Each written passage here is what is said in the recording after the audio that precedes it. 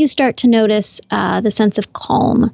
And the sense of calm comes from several areas. One is because you're able to change the relationship with the thoughts in your mind.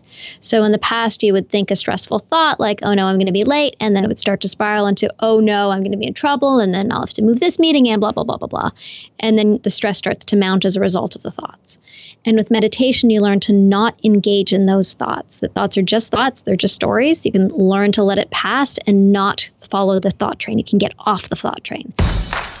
This is the Entrepology Podcast, the podcast where we optimize the bodies, brains, and lifestyles of entrepreneurs, go-getters, and world-changing innovators.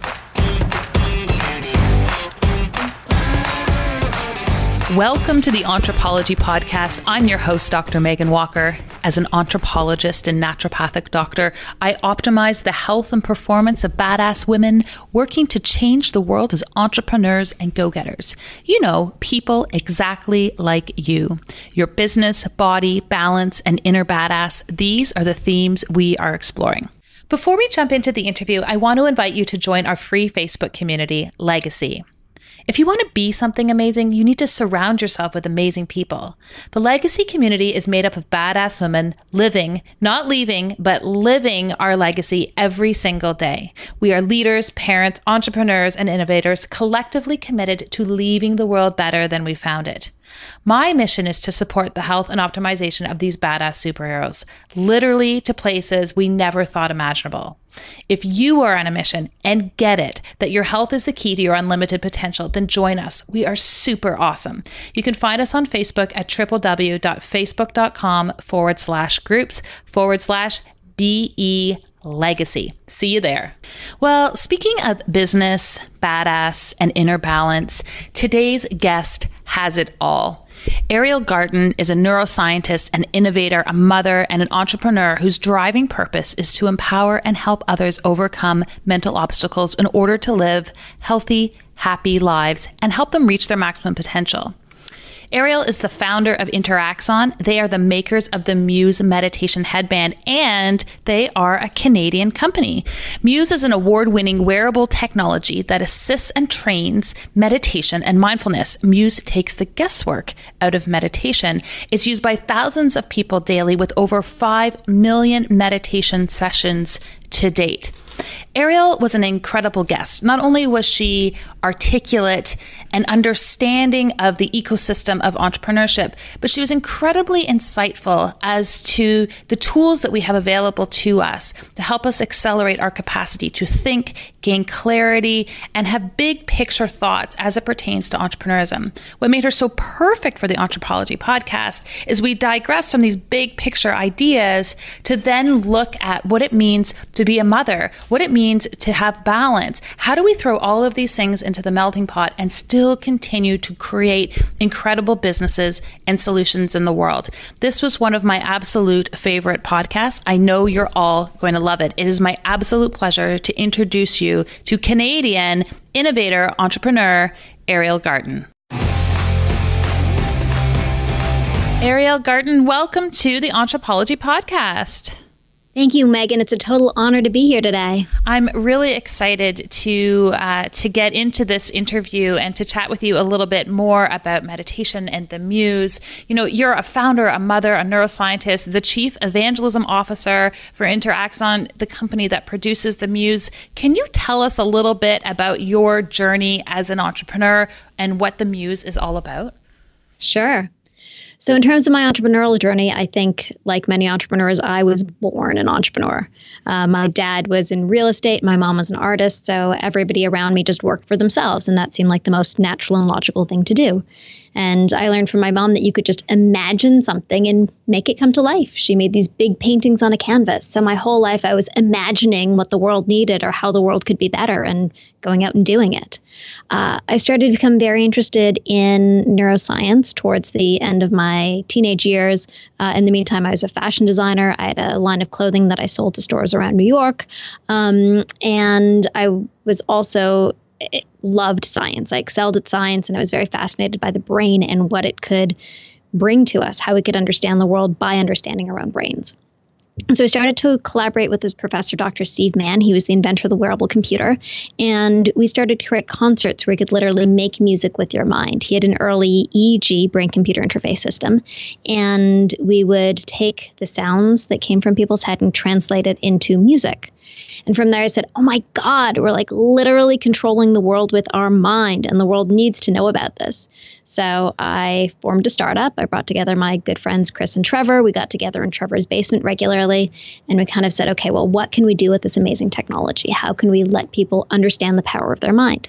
We ended up doing a massive project at the Olympics where people in Vancouver could control the lights on the CN Tower, Canadian Paralympics, and Niagara Falls from across the country with their brain. We're like, what's the biggest thing we can do? We know the CN Tower. How about the Olympics? Amazing. And yeah, totally amazing. And we went forward. We pitched the idea. We got the contract and created something that had never existed before.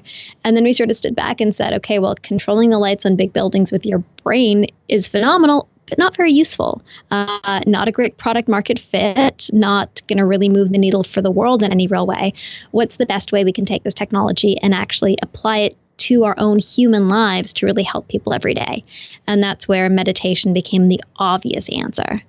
So we were able to take this amazing technology and apply it to this ancient art of meditation, where you sit and you meditate and you wonder what goes on inside your brain. And with Muse, we could actually show you what goes on in your brain. We can give you real-time feedback so you can literally hear the sound of your mind while you meditate.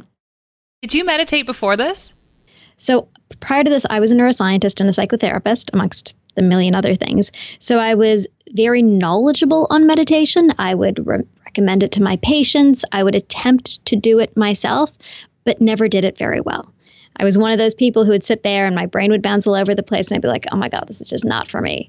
And so it was through the process of building Muse that I was able to actually build a tool that I could use to teach myself to meditate and to build a practice and do it regularly. Okay, so what is the Muse? I mean, I have one, but what is it for those who are like, what is she talking about? And then how does it work? Sure. So the Muse, for anyone who doesn't already have one, it's a brain sensing headband that helps you meditate. It's a clinical grade EEG, the same thing they use in hospitals, and it tracks your brain during meditation and actually lets you hear what goes on inside your mind. So the metaphor we use is your mind is like the weather. So when you're thinking, distracting, worried, your brain's bouncing all over the place, you actually hear it as stormy. And as you come to clear, focused attention, it quiets the storm and the winds. So you can actually know when your brain is wandering and when you're in focused attention, and it guides you to that focused place. And then there's a motivational architecture with it. So there's scores and graphs and charts and feedback. So you can actually see what your brain was doing during every moment of your meditation. You can track your meditation, and it has motivational architecture to encourage you to keep going and meditating day after day. Yeah, I remember the first time I used it, full confession, it made me so angry because I actually thought, I'm like, okay, I know how to still my mind. Somehow I felt like you have a degree in naturopathic medicine and you inherently can have this capacity. And I put it on and I just couldn't get past not just a little bit of weather, but like raging category 6 hurricanes on the other side of the app. And I was like, come on. Like, I feel like I'm doing what I always do when I meditate, which made me realize I was never meditating. I was fully engaged in like category 6 hurricanes at all times. And it was so neat to really to just like keep practicing and having that biofeedback. It was like having a trainer, because if you don't have someone who just like, puts your hand on your lower back, as it were, at the gym and is like, oh, you know what, just shift your pelvis this way and now you actually will have the exercise work, I would still be sitting alone, bored, in a state of hurricane anxiety, thinking that I was doing the right thing. Like, it was really a powerful transition for me, which I'm sure is a story you hear all the time. Yeah, and thank you very much for sharing that story. A lot of people think that meditation is something different than what it actually is. So people are like, okay, I'm sitting here and my brain's going blank, so I'm meditating, right? And we built Muse to help solve that problem, to actually show you what, and it's just one technique we use, focused attention, to show you what you're doing in a focused attention meditation and to teach you to actually focus your attention on your breath, notice when your mind wanders and bring it back, to go through that practice and to really sit there and hold your hand and act as a coach and a guide inside your own brain, letting you know when you're wandering and how to bring it back. And do you find that when you are talking to people or they're using their Muse over a period of time, is the goal really that they reach a point where they don't use it anymore? Or do you find people are consistently using it as part of their practice? Like, how are people leveraging it long term? So it shifts. So for people who've never had a practice before and Muse is the thing that teaches them how to meditate, we like to think about it as training wheels. So Muse teaches you how to meditate. It gets you on the road to a practice. And then we want you to be meditating at times without Muse, because the goal of meditation is to not have this device you use all the time. The goal of meditation is to have a practice that you carry with you everywhere in you, which you do with you. You do all the time naturally. And so you start to sort of go into the world and start meditating without Muse, and then you come back to Muse as a way to anchor and to keep you moving forward and to continue to press you forward. For people who already have an existing practice, they'll use Muse as a reflection of their mind and for the first time actually see what they're doing while they're meditating. And, some people will consistently use Muse with every meditation practice for the first 10 minutes. To get them into a very quick calm state and then into a different meditation. So once you have Muse for a while, you start to play around with it. There's ways to adjust all of the sounds so you can use it to track your meditation without giving you the real-time feedback. There's lots of different ways to play. I will say that's something that I've been playing around with actually in my office, is hooking people up to HRVs while they're hooked up to their Muse. Which is really interesting. And the other thing that I've been doing is I actually use the Muse when we put acupuncture needles in people. Oh, amazing. Yeah, and really, and what we find is that people get a longer standing effect from acupuncture when we can have them connected to the Muse at the same time, which is actually just a really neat clinical tool to be able to use it that way. I'm not sure what it does to their meditation, but I know from an acupuncture perspective, it changes the outcomes that we're seeing, which is actually really neat. That's amazing. So the protocol is they lie on the table, they put on a Muse, and they're musing simultaneously while you're doing the acupuncture. Correct. And what do you observe as the outcome? Yeah. So what I actually find, because I'll often ask people to really focus on what they're feeling around the needles. Mm-hmm. And everyone has a different way of describing it, but I will often describe it as it almost feels like there's a ball around the base of the needle. But different people have different language that they use. And I find that when I have patients who will do it without the Muse, but then we'll have them do it with the Muse, that they have a greater capacity to actually describe what they're feeling around the needles. And I can come in as well, and I can put my hands over the needles, or we can like engage energetically that way. And they're much more tuned in and tapped in. To knowing when I'm doing that than when they are just lying there, or their mind's been wandering, or they're thinking about getting back to work. I've just found it to be a really neat tool to be able to combine the two together. That's fantastic. So for them, it's really acting as a cue to keep them into a meditative state, to remind them, nope, we're doing work, stick with the program, stick with me here. Absolutely. And then it means awesome. We don't necessarily need to do acupuncture as frequently, because I think they're getting a stronger benefit from the experience. You have to imagine that this is totally fascinating for me to hear. I mean, you and I have never met before. I don't know how you use it in your practice. And, we created this tool that we hoped would help people and that we hoped they would use in their life and would move them forward every day. And to hear from a practitioner that it's something that you use in practice to facilitate your trade to help other people, multiple fold is just phenomenal. It is such an honor and so delightful. So thank you. Yeah, such a pleasure. Well, thank you. And meditation is something that I find is so it's so provocative for people, in that I have some people, and I'll mention mindfulness and meditation, I can literally watch from their body language that this is an area that they are really not interested in exploring, likely because of their own preconceived ideas around what it's going to be like. And then I have other people, you say meditation, mindfulness, and they are like, they're so excited to start to go there because their life has been profoundly changed by it. And I always say to people, there's like a line in the sand of the meditators and the non-meditators. Until you throw the non-meditators into that meditative state, they're like, no. And then once people cross the line, I don't feel like they ever go back. So like, what's the deal? Does meditation really change people's lives that profoundly? So if you do it, and that's a big caveat, you actually have to do it regularly to see the benefit. The answer tends to be yes. Like, people, when they start to meditate, see significant changes, and it happens across multiple facets of your life, or it can happen if it works for you. So one of the first things that you begin to notice is that your attention improves. So in a focused attention practice, what you're doing is you're focusing on your breath, your mind wanders, you notice that it's wandered and you bring it back. And so one of the first things I noticed was I could get through a long format document much faster. So in the past, I'd sit in an open office and people would walk past me, they'd distract me, I'd be hungry, and it would take me forever to actually get through something long that really required thinking.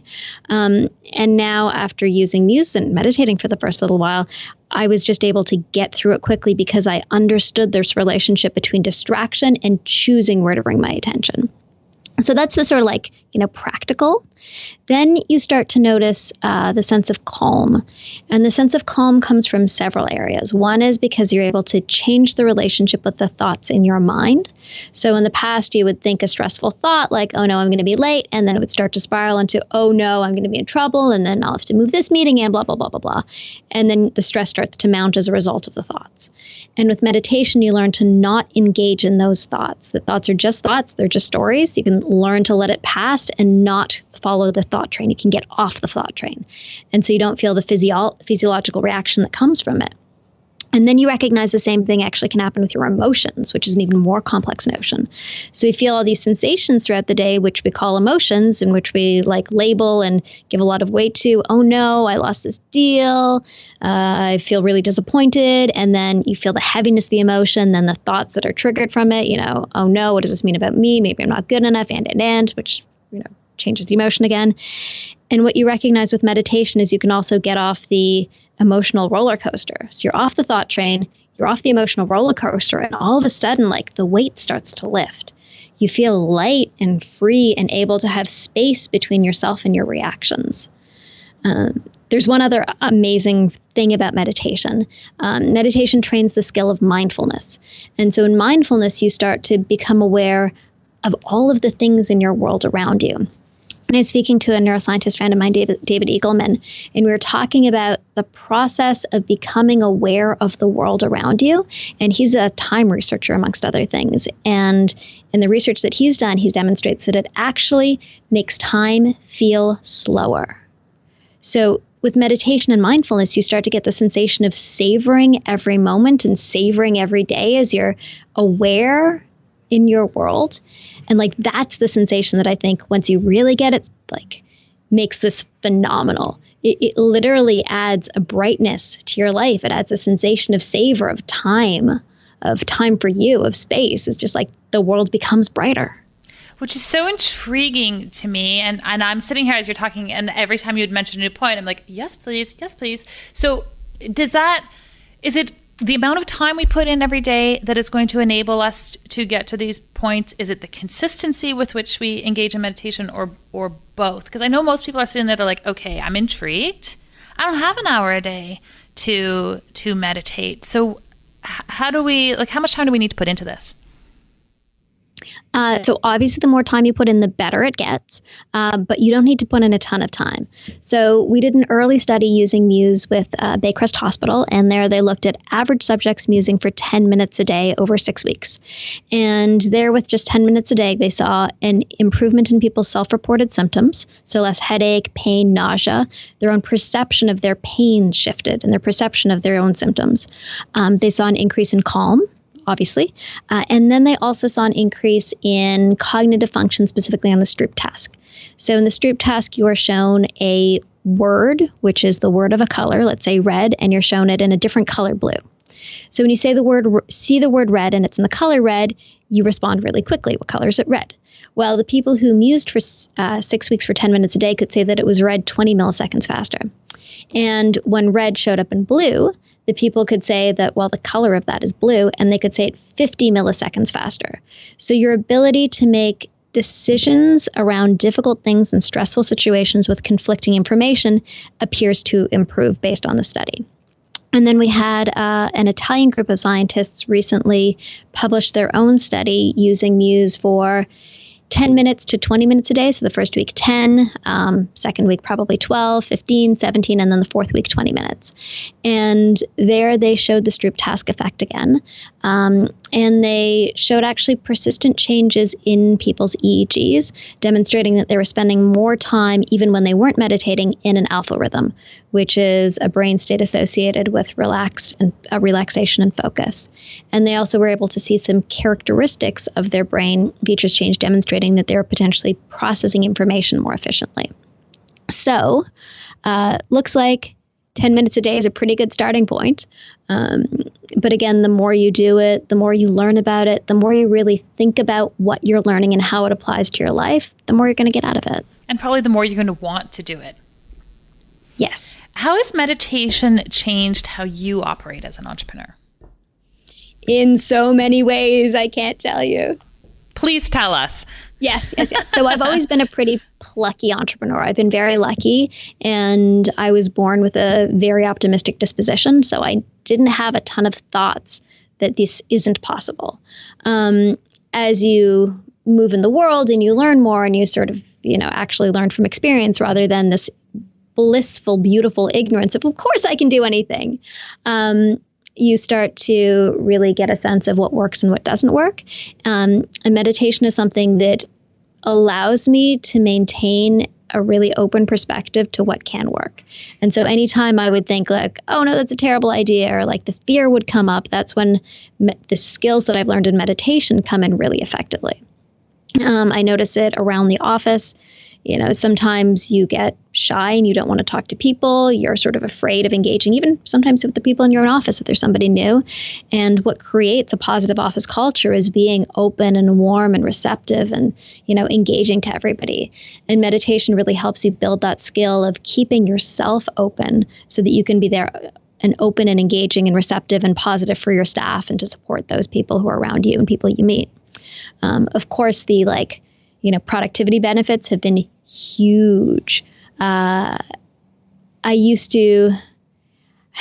Remembering myself in high school, the level of procrastination that came out of perfectionism anxiety. So it's like, I can't write that essay because it's not going to be good enough because the teacher thinks I'm great already. And so then I can't do it. I'm not going to be good enough.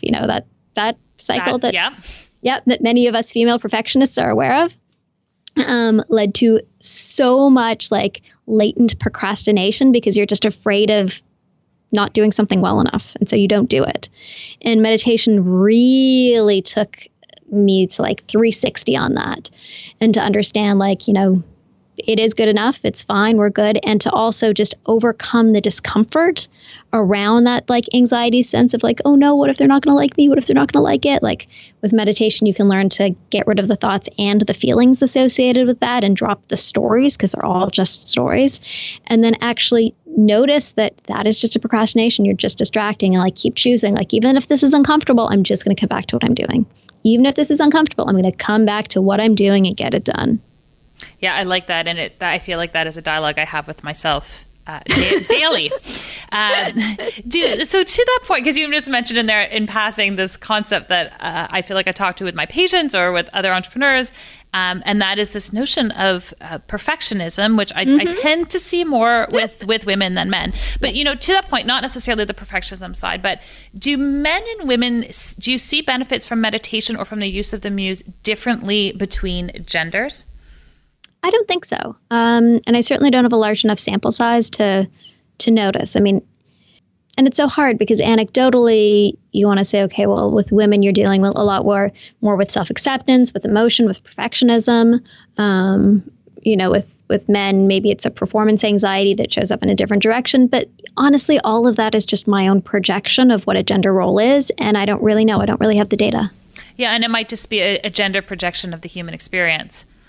Mm-hmm. Which is well common said. to both. Yeah. And so the other population that, as you're talking and my kids have certainly been intrigued by my Muse. Awesome. Right. And so can kids use it, or am I concerned about Wi-Fi or different things on their brain, or can kids go there? Sure. So we have lots of people who muse with their kids, and their kids love it. It's a great way to get your child into a meditation practice.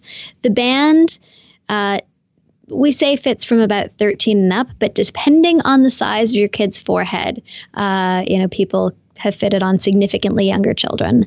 And if you put a little bit of water on the sensors, even if it isn't touching perfectly, it can create a little bit of a bridge between their forehead and the sensor. Oh, so just put water on the ear contacts and on the forehead sensors. And kids get it. And then they get really excited about it. And like people always tell me stories about their kids musing, and they'll be like, my child was thinking of fluffy bunnies, and every time she thought of a fluffy bunny, she would relax. And so you learn lots of great lessons for how kids intuitively manage their own mind and try to get themselves into different states. Yeah, it's super interesting, and I agree with you. They were so excited when they were hearing the birds, and I didn't have to explain to them how to do that. They just knew, and they're little, like they were like 4 and 6 at the time, playing with this, and they kind of looked at me like, "Why are you still hearing your Category 4 hurricane?" And we're having no problem with that. It was really interesting. It was definitely an interesting experience and conversation, and such a great reminder that I think sometimes we try to think about self-development when really we kind of actually need to remember we have all of these skills. And you made reference to this earlier that you don't need to necessarily have your muse on at all times. The idea is that this practice is within you and available to you at a moment's notice, which Absolutely. I like. Absolutely.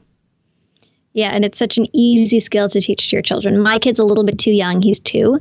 But we work on just breathing. If you want something really badly and he's getting all fussed up, just like breathe 3 deep breaths. And that's our go-to, 3 deep breaths, and then we can move on to the thing that you want.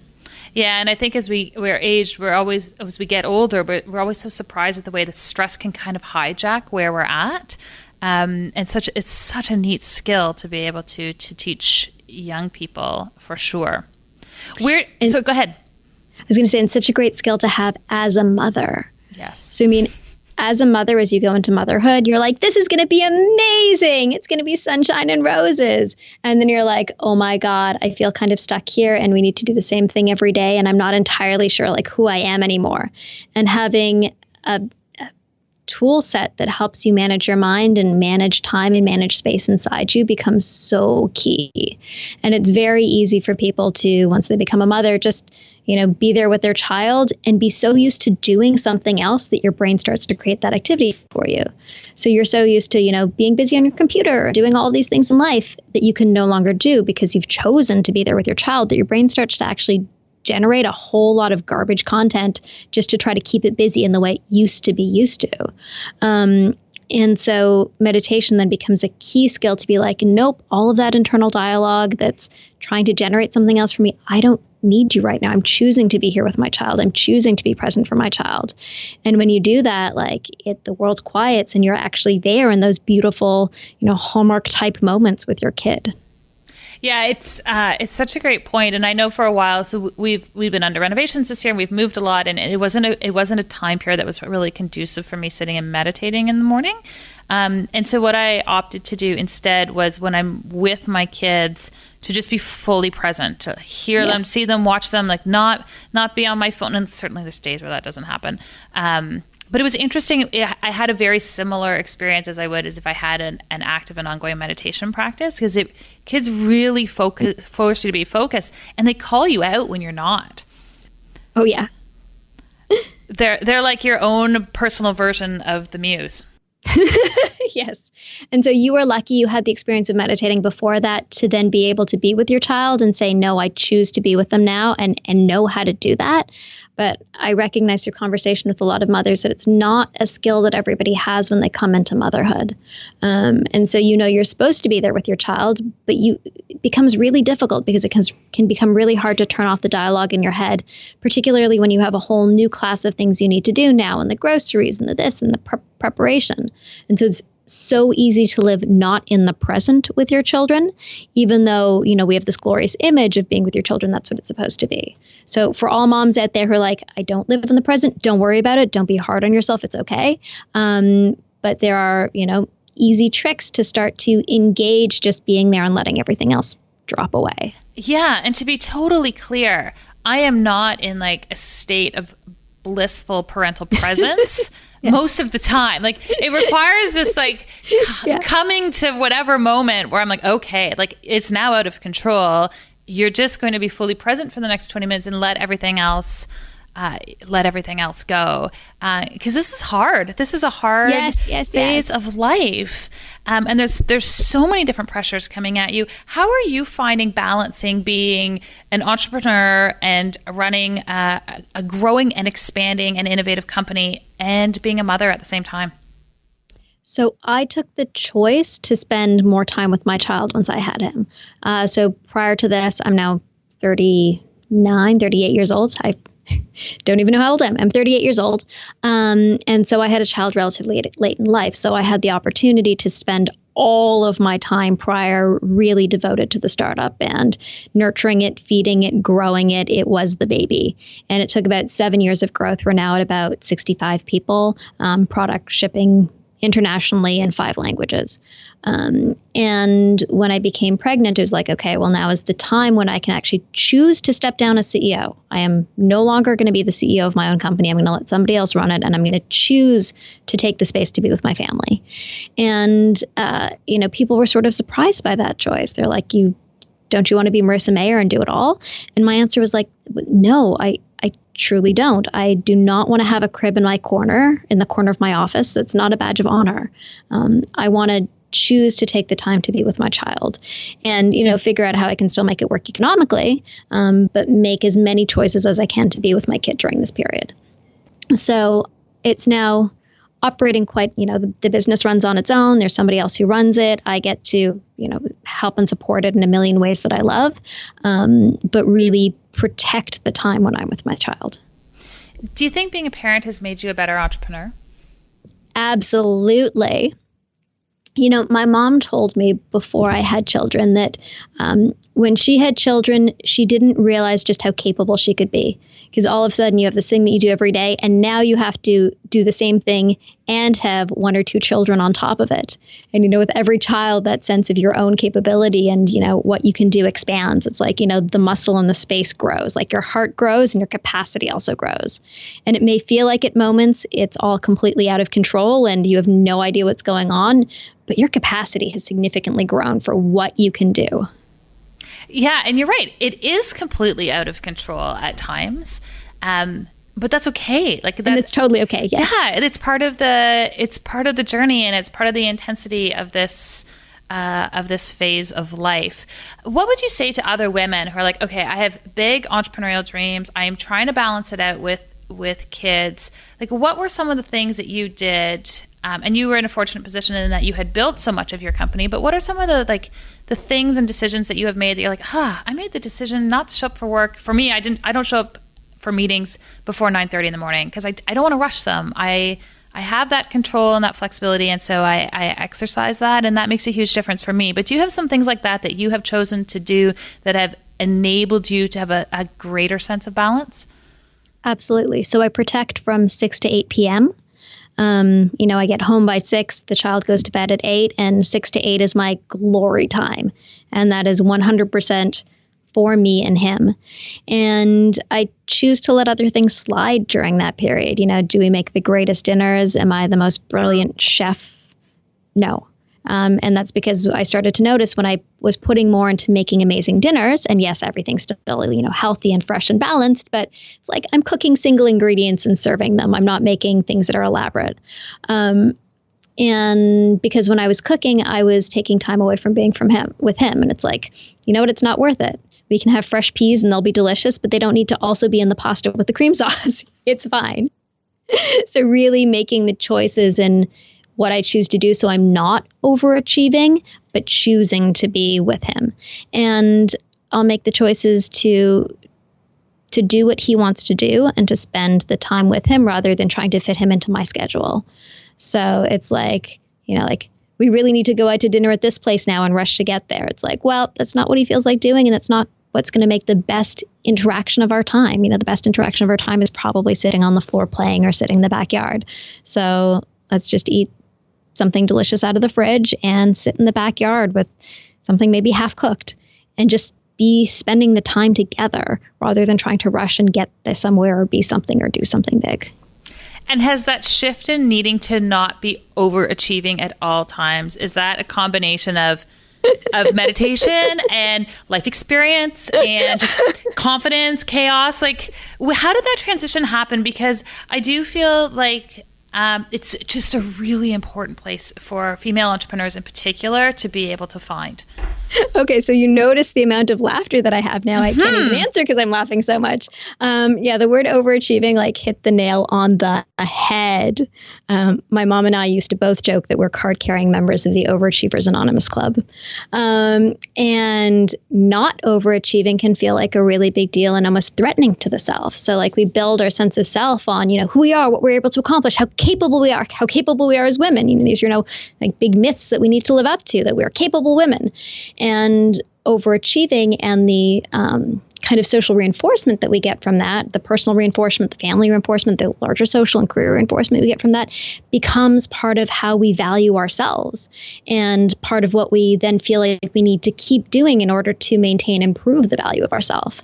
And that can be really damaging. And it's only and we think it's a great thing to do and we feel like it's a great thing to do. So even for me, it was slightly awkward on air to admit that I'm not the best chef in the world, and I don't make these amazing creations right now because I'm choosing not to. So absolutely a combination of meditation, the wisdom that you kept from self-reflection, age, and the value that I place on my experience in the moment, the value that I place on relationships has shifted the value that I perceive in myself from somebody who needs to overachieve to achieve that, to somebody who can simply live and be and feel the value. Yeah, and it's interesting listening to you talk because in my practice, I work with entrepreneurs. That's my focus, and I find that there's a transition that happens where achievement is very much associated with the external validation from the world, right? So we achieve these things and the world's like, good for you, and you do another thing, and we derive a lot of satisfaction for that. It's like we ride that train, and then I feel like there's this transitional point, and it's different for everyone, where you pull that train into the station, and what you realize is that the thing that got you to that point is not necessarily what's going to get you to that next point. And it's like we get on this train of self-actualization where it suddenly goes internal, and now it's about being able to put things out into the world that are deeply satisfying to you. Yeah. And there's way less concern about other people's accolades and way more about going to bed at night and being like, I kicked ass today at life, at being a parent, being an entrepreneur, doing whatever, on my terms. Yes. That was so beautifully put. And the question, this notion of on your terms is something that's so key. And for me, it was always about doing things that I wanted to see in the world, things that I wanted to see happen. Oh my God, we could do this thing. And the idea that it was possible to control something with your brain, that's possible. We can make it happen in the world. That would be amazing. And for me now, it's the mission of helping people undo the knots in their head and recognize that these negative stories that hold you back are things you can let go. And that's never going to die. That's a key sense of my own personal achievement. But there's a huge shift towards the sensation of being a happy and contented person in my life, building happy and contented relationships, and raising a happy and contented child that has become so much more valuable, because I guess I also see that as a service to the world, which the initial things were too. And so it's a shift in my perception of what is this act of service to the world that I'm doing. And raising a child is just such a massive act of service. It fulfills both within yourself and within, kind of what you're giving to the world, such a big need, that it kind of allows you to let go of this, I need to overachieve in every category. It's a great, so you just answered the question I was about to ask, which was, what do you want your legacy to be? So it's a beautiful question too. So obviously one of my legacies will be this hopefully beautiful child. I say hopefully he will continue to grow and mature and flourish and live a long life. My other big legacy is exactly what I mentioned, helping people undo the knots in their head, allowing people to recognize that the negative stories you have about yourself are not true. That we are all these amazing, beautiful, capable, phenomenal individuals. But most of the time we don't think that is the case, and we don't feel that is the case because of the stories that we harbor about ourselves. You know, the stories of I'm not good enough, and oh shit, I shouldn't have done that, and oh, they don't like me, and oh. Like, all of these things are just crap that sort of sits in our brain and eats away at our sense of self and our sense of self-esteem. One of the saddest stats I've ever heard is that 85% of the world has low self-esteem. And if I, in some small way, can help people recognize that you don't need these stories and help provide tools to help undo the narratives and drop the inner dialogue so that you can recognize the amazing, beautiful, capable human beings you simply are, then I feel like I might have done something. So that is my legacy. We've all heard that mindset has a huge influence on our ability to be effective and amplify in this world. But what if I told you your brain biochemistry, literally the neurotransmitters that are existing within your nervous system, can help amplify your mindset or your capacity to be effective? They can help accelerate your mission in the world. More and more with both my coaching clients and my patients, we end up having a conversation related to our own ability to control our nervous system through the optimization of neurotransmitters. Now, what the heck do I mean by this? The foods that you eat, the way that you think, your interaction with the world has the capacity to increase things like serotonin or dopamine, some of these really important neurotransmitters to helping you be effective and operate at your best. After listening to literally thousands of conversations with my clients and with my patients, I pulled together a very quick checklist so that you could have a better understanding of the things you're doing every single day to amplify your nervous system or downregulate it in a way that isn't necessarily serving your mission. If you want access to this information and want to learn a little bit more about how you can optimize your brain health for success, visit meganwalker.com/brain health to grab your handout now. Now, back to our episode. That is a beautiful legacy to have and a really perfect place to transition to the last part of the interview. And I call this section our KPIs, or key performance indicators. So just like we would have these in our business, I believe we also have activities that we participate in our daily lives that give a really strong indication in terms of how someone lives a full and fulfilling, happy life. So I've got 6 rapid fire questions for you. Are you ready? Okay, I'm ready. Bring it on. Okay. Do you have a consistent evening routine? And if so, can you share? For sure. I already shared what it is. I get home at 6. I spend until 8 o'clock with my child. We do dinner and bedtime and laughing and all of the greatness. He goes to bed for 8:30. And then from there, I spend some time with my husband. Typically, he and I have dinner then together. I will do a little bit of work. In the evenings, I become very, very creative.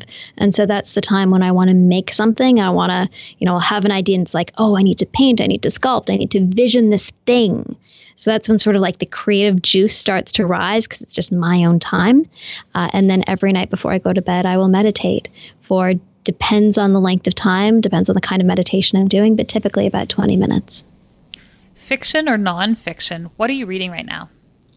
Currently nonfiction. I picked up Richard Feynman's Surely You're Joking, Mr. Feynman, like the ultimate physics science nerd book about the physicist Richard Feynman.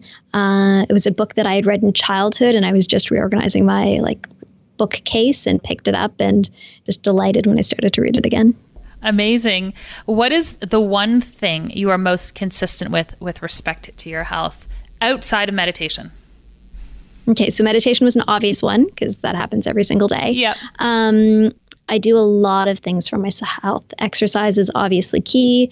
At least half an hour of walking every day, as a baseline. Above that, hopefully dancing, stretching, loving, and vitamins. I am a kind of nerd when it comes to supplements.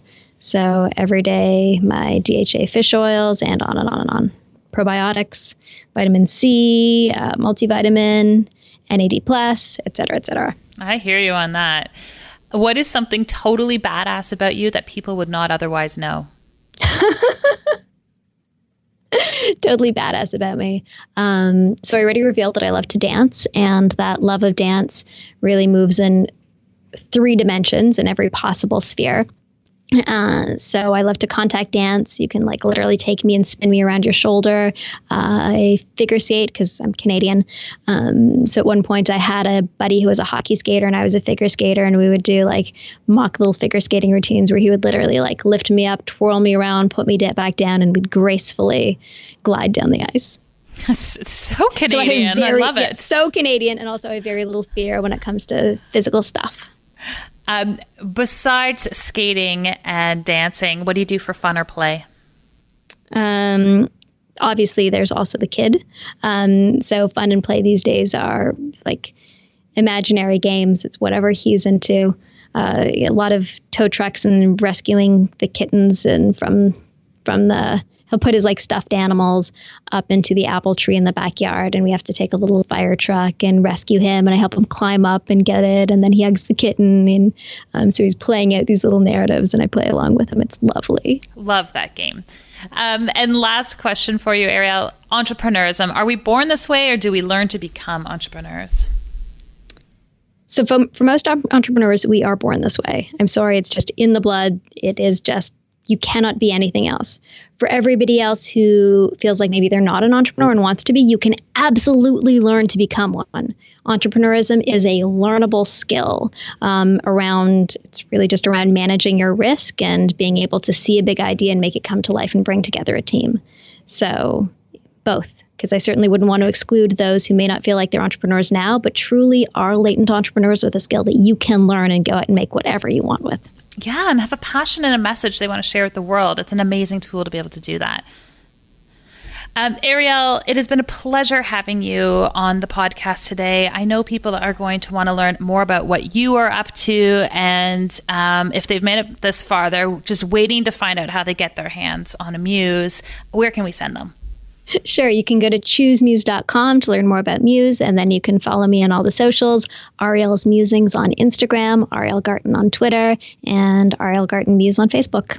Amazing. And we'll hook everyone up with links to grab themselves a Muse. Those will all be in the show notes. And if you enjoyed today's episode, we would love for you guys to share what you got out of it on our Facebook page, and also leave us a review on iTunes. It's so helpful in terms of us being able to reach more people with a message of how we make badass women incredible entrepreneurs and healthy entrepreneurs in this world. Ariel, thank you so much for your time. Thank you. Total honor and pleasure. If you enjoyed our conversation and would like to hear more, head on over to Stitcher or iTunes and subscribe to the Entrepology podcast. We would also really appreciate a quick review. When people have their health, they can change the world. Let us keep you healthy and you go change the world.